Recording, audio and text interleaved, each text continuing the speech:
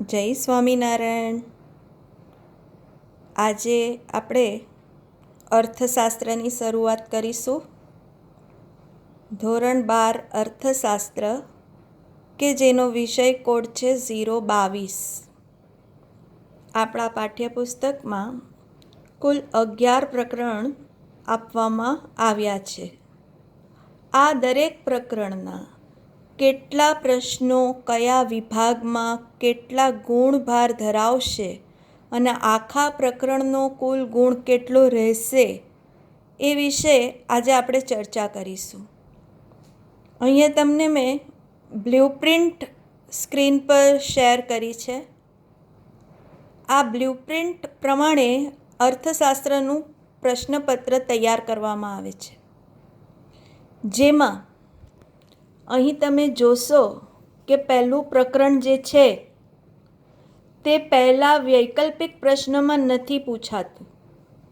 એનો પ્રશ્ન આવશે બી સેક્શનમાં, એક પ્રશ્ન એક ગુણનો. દરેક વિભાગના ગુણભાર અહીંયા મેં આપ્યા છે કે એ સેક્શન 1 ગુણ, બી સેક્શન 1 ગુણ, સી સેક્શનના દરેક પ્રશ્ન 2 ગુણના, ડી સેક્શનના દરેક પ્રશ્ન 3 ગુણના અને ઈ સેક્શનના દરેક પ્રશ્ન 5 ગુણના પૂછાશે. એમાં પ્રકરણ 1 જે છે તેમાં બી વિભાગમાં એક પ્રશ્ન 1 ગુણનો, સી વિભાગમાં પ્રકરણ 1ના 2 પ્રશ્ન પૂછાશે. 2 એટલે 2 પ્રશ્નો પૂછાશે, એટલે કુલ ગુણ થયા 4. અને ડી સેક્શનમાં એક પ્રશ્ન 3 માર્ક્સનો પૂછાશે. બરાબર?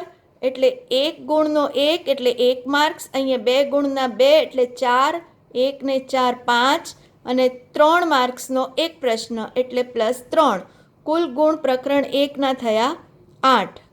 એવી રીતે પ્રકરણ 2 જેમાં એ સેક્શનમાં 1 ગુણના 2 વિકલ્પો પૂછાય એટલે 2 ગુણ થયા. બી સેક્શનમાં એક પ્રશ્ન 1 ગુણનો. બરાબર? સી વિભાગમાં 2 પ્રશ્નો એટલે દરેકના 2 માર્ક્સ ગણીએ તો કુલ ગુણ થશે 4. અને એક પ્રશ્ન પ્રકરણ 2નો ડી સેક્શનમાં 3 માર્ક્સનો. આમ કુલ ગુણ આપણે ગણીએ તો 2 ગુણ, અહીંયા 1 ગુણનો 1 એટલે 2 ગુણ વત્તા 1 3, અહીંયા 2 ગુણના 2 પ્રશ્નો એટલે 4, 3 ને 4 7 અને બીજો એક પ્રશ્ન 3 ગુણનો એટલે 7 ને 3 10. આ રીતે પ્રકરણ 2નો કુલ ગુણનો ભાર છે 10. સમજ પડે છે? એવી રીતે પ્રકરણ 3. પ્રકરણ 3માં એ વિભાગનો એક પ્રશ્ન, સી વિભાગનો એક પ્રશ્ન એટલે કે 2 ગુણ, 1 ને 2 3 ગુણ થયા અને 5 માર્કનો એક મોટો પ્રશ્ન. બરાબર? એટલે 3 ને 5 8 ગુણ. એટલે પ્રકરણ 3માંથી 8 ગુણનું પૂછાય છે. પ્રકરણ 4 એમાં એ વિભાગમાંથી એક વૈકલ્પિક પ્રશ્ન, એક વાક્યના પ્રશ્નો જે બી ગુણમાં પૂછાય છે તેના બે પ્રશ્નો એટલે કે 2 ગુણ, દરેકનો 1 એટલે 2 ગુણ થયા ને. એવી રીતે સી વિભાગના 2 માર્કના પ્રશ્નમાં એક પ્રશ્ન એટલે કે 3 ને 2 5 અને 3 માર્કનો એક પ્રશ્ન એટલે 5 ને 3 8 માર્ક્સ. આ રીતે 8 માર્ક્સનું પૂછાશે. પ્રકરણ 5માંથી 1 માર્ક્સનો એક વિકલ્પ, 2 ટૂંકા પ્રશ્નો, 1 માર્ક્સવાળા 2 પ્રશ્નો એટલે કે 2 ગુણ, 1 ને 2 3, એક પ્રશ્ન 2 ગુણવાળો એટલે 3 ને 2 5 અને બીજો એક મોટો પ્રશ્ન 5 ગુણનો, એમ કુલ ગુણ 10. એ રીતે પ્રકરણ 6ની વાત કરીએ તો એમાં 2 વૈકલ્પિક પ્રશ્નો આવશે એટલે કે 2 માર્ક્સ, 1 ગુણનો એક પ્રશ્ન એટલે કે 3 માર્ક્સ થયા કુલ. પછી 2 પ્રશ્નો 2 માર્ક્સવાળા એટલે 4, 3 ને 4 7 અને બીજો એક 3 ગુણનો પ્રશ્ન એટલે કે 10. કુલ ગુણ 10.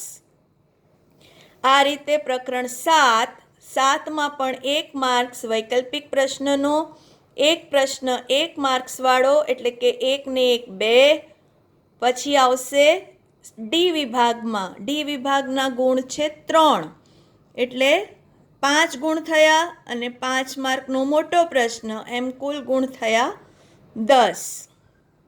આ રીતે 8મો જે પ્રકરણ છે એ 8મા પ્રકરણમાં સી વિભાગમાં એક પ્રશ્ન 2 ગુણનો એટલે 2 ગુણ, 3 ગુણનો એક પ્રશ્ન એટલે 2 ને 3 5 અને 5 માર્કનો મોટો પ્રશ્ન એટલે 10 માર્ક્સ થયા 8મા પ્રકરણના. 9મા પ્રકરણમાં એક વૈકલ્પિક પ્રશ્ન 1 માર્ક્સવાળો, 2 પ્રશ્ન 2 માર્ક્સવાળા એટલે 4 એટલે 1 ને 4 5 અને એક પ્રશ્ન ડી સેક્શનનો 3 માર્ક્સનો એટલે 5 ને 3 8 માર્ક્સનું આ ચેપ્ટર છે. એવી રીતે પ્રકરણ 10મા પ્રકરણમાં એક પ્રશ્ન 1 માર્ક્સવાળો 1 ગુણનો, 2 પ્રશ્ન 2 ગુણના એટલે કે 5 માર્ક્સ અને એક પ્રશ્ન 3 ગુણનો એટલે 5 ને 3 8 માર્ક્સનું પ્રકરણ થયું. અને છેલ્લું 11મું ચેપ્ટર જે છે તેમાં એક વૈકલ્પિક પ્રશ્ન પૂછાશે, એક પ્રશ્ન 1 ગુણનો એટલે 1 ને 1 2, પછી 3 ગુણનો એક પ્રશ્ન એટલે 5 અને 5 માર્કનો મોટો પ્રશ્ન. આમ કુલ ગુણ થયા 10. આ રીતે દરેકનો ભારાંક છે તમને સ્પષ્ટપણે અહીંયા દેખાય છે. હવે તમને પ્રશ્ન થશે કે અહીંયા મેં ફૂંદડી દોરી છે, દરેક અમુક પ્રશ્નની ઉપર ફૂંદડી કરી છે, તો એ ફૂંદડીનો શું અર્થ છે? તો એ ફૂંદડી એટલે શું કે એ પ્રશ્નમાં તમને અથવા મળશે. દાખલા તરીકે અહીંયા હું તમને વાત કરું કે 5મા પ્રકરણમાં સી વિભાગમાં એક પ્રશ્ન છે, તો એની ઓપ્શનમાં પણ એક પ્રશ્ન આવશે.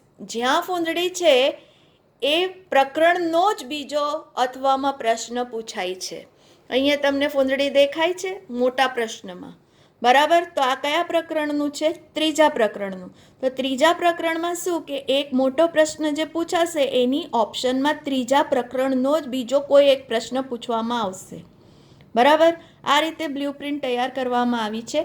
બીજી એક વાત ખાસ કે અર્થશાસ્ત્રમાં આ જે ઈ વિભાગ છે એમાં તમને કેટલા પ્રશ્ન દેખાય છે? 1 2 3 4 અને 5, બરાબર? તો 5 મોટા પ્રશ્ન 5 માર્ક્સના પૂછાય છે.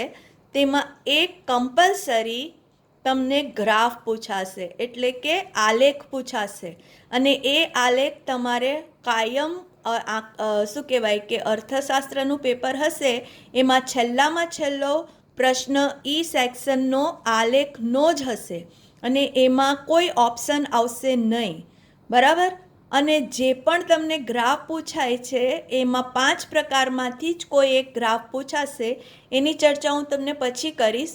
પણ આ રીતે આખી બ્લુપ્રિન્ટ તૈયાર કરેલી છે અને એ રીતે ગુણભાર પ્રમાણે જ પેપર સેટ કરવામાં આવે છે. તો અહીંયા તમે જોશો તો એ સેક્શન 10 વિકલ્પો આવશે, દરેકનો 1 ગુણ એટલે કે કુલ ગુણ થશે 10. એવી રીતે બી સેક્શન દરેકનો 1 ગુણ, કુલ ગુણ 10 પ્રશ્નો થશે.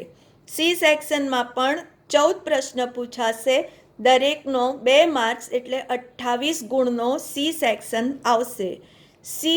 પછી આવશે ડી વિભાગ. ડી વિભાગમાં તમને 9 પ્રશ્ન 9 તાલી 27 એટલે કે 27 માર્કનો ભાર સી સેક્શન ડી સેક્શનનો છે અને લાસ્ટ ઈ સેક્શન દરેકનો 5 ગુણનો એક મોટો પ્રશ્ન જેમાં એક ગ્રાફ આવશે અને 4 જે પ્રશ્નો છે તે તમને લખવાના આવશે. એ થશે 25 ગુણનો પ્રશ્ન, બરાબર? આમ આખો તમે ટોટલ કરશો 100 ગુણ કમ્પ્લીટ થશે. આ રીતે આખી ઇકોની બ્લુપ્રિન્ટ તૈયાર કરવામાં આવી છે.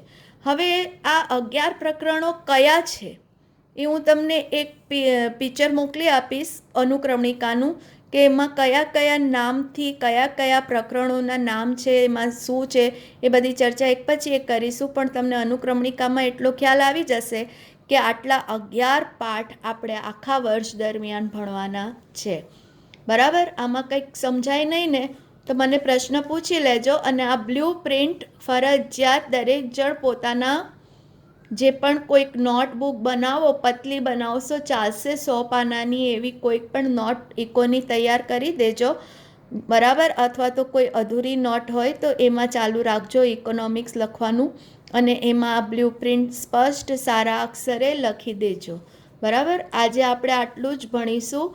કાલથી આપણે આગળ અભ્યાસ શરૂ કરીશું અને બીજું કે આનો પણ હું એક પિક મોકલી આપીશ ગ્રુપમાં કે જેમાં તમને સ્પષ્ટ દેખાઈ આવે. બરાબર? ચાલો, અસ્તુ.